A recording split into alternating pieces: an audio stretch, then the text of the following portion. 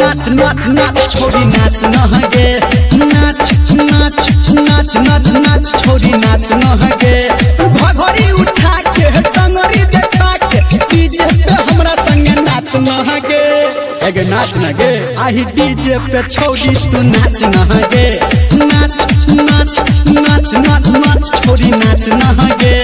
नाच नाच नाच नाच नाच छोरी नाच नहगे।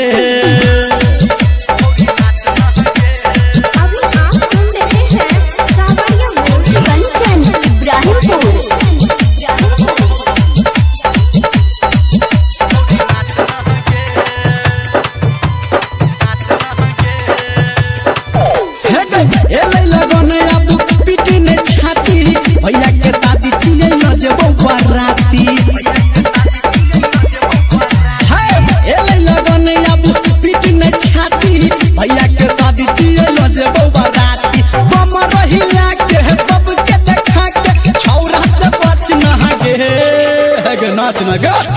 आई डीजे पे छोरी तू नाच नहगे नाच नाच नाच नाच नाच छोरी नाच नहगे नाच नाच नाच नाच नाच छोरी नाच नहगे।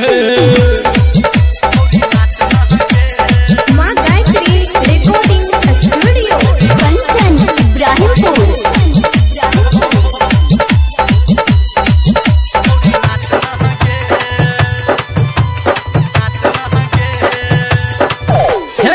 पार्टी मने बया है डीजे बजे बही तू दे बेसात छोरी सबके हंसेबे